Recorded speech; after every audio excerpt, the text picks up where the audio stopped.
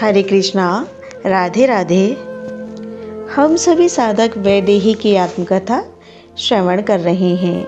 भाग 177 गतांग से आगे। मैं वैदेही नित्य की तरह ब्रह्म मुहूर्त में उठकर स्नान आदि और संध्या वंदन पूर्ण करके मेरे दोनों बालक गुरु आश्रम जा चुके थे।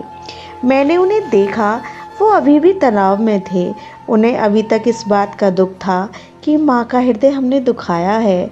मैं उन्हें जाते हुए देखती रही। जब चले गए तब कुटिया में आकर फिर भोजन बनाने लग गई थी।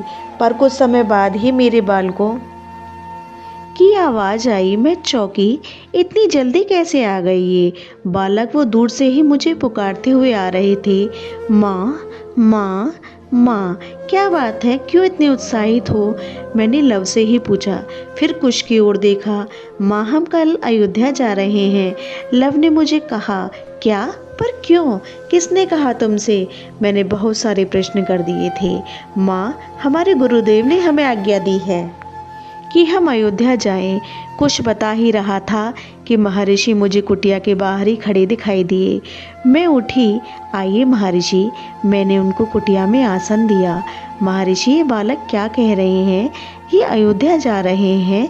हाँ पुत्री वैदेही, ये अयोध्या जा रहे हैं, महर्षि ने कहा। पर क्यों? क्यों जा रहे हैं? आकाश की शून्यता में दृष्टि टिका दी थी महर्षि ने। पुत्री सीता, मैंने जो रूपरेखा तैयार की थी तुम्हें वापस अयोध्या की साम्राज्ञी बनाने की और तुम्हारे बालकों को युवराज, वो समय अब आ गया है। मैंने रामायण महाकाव्य लिखा, जानती हो पुत्री सीता। ये रामायण महाकाव्य मैंने तुम्हारी पवित्रता सिद्ध करने के लिए ही लिखा है। और मैं तुम्हें जब जब देखता तब मुझे जनकपुर की वो प्यारी जानकी याद आती। मुझे याद आता जब हम और तुम्हारे पिता विदेह जनकपुर में बैठकर आत्मज्ञान की चर्चा करते। तब तुम वहाँ घूमती रहती, मैं तुम्हें देखता था। तब मैं कहता भी था, ये कन्या महालक्ष्मी के गुणों से युक्त है। तब विदेह अपनी गोद में ले लेते थे तुम्हें। ये मेरी लाडली पुत्री, मेरी प्राण वैदेही है। पर तुम्हें जब मैंने ऐसी स्थिति में देखा पुत्री, रो गए थे महर्षि। तब से मैंने सोच लिया था कि तुम्हारे साथ अन्याय हुआ है, बहुत बड़ा अन्याय हुआ है। पर कैसे सिद्ध करूं मैं? मेरी पुत्री पवित्र है। मनुष्य, देव, गंधर्व, ऋषि सब देखें कि मेरी पुत्री पवित्र है। पवित्र ही नहीं, वह पवित्रतम है। कुछ देर रुके थे इतना बोलकर, फिर शांत भाव से आगे बोले। मैंने रामायण महाकाव्य में अपनी ऊर्जा लगानी शुरू की और मैंने विचार कर लिया था कि इस रामायण काव्य को तुम्हारे ही पुत्र गाएंगे और राजा राम के सन्मुख गाएंगे और ऐसे अवसर पर गाएंगे जब संपूर्ण अयोध्या की प्रजा भी हो, ऋषि मुनि भी हो, देवता सिद्ध गंधर्व भी हो। पुत्री, मैं जिस दिन की प्रतीक्षा कर रहा था आज वही दिन आ गया है। अश्वमेध यज्ञ कर रहे हैं राजा राम। यज्ञ की पूर्ण आहुति हो रही है और यही समय उचित है क्योंकि विश्व का श्रेष्ठ पुरुष इस समय अयोध्या में होगा। समस्त ऋषि मुनि अयोध्या में ही होंगे। देवता गंधर्व इन सब की भी उपस्थिति अयोध्या में होगी। पुत्री, इन क्षत्रिय बालकों को संगीत की शिक्षा मैंने इसलिए दी थी ताकि ये गाएं, रामायण महाकाव्य को सबको सुनाएं। इसमें मैंने संपूर्ण तुम्हारे ही चरित्र को उकेरा है और तुम्हारे साथ कितना बड़ा अन्याय हुआ ये सब मैंने लिखा है।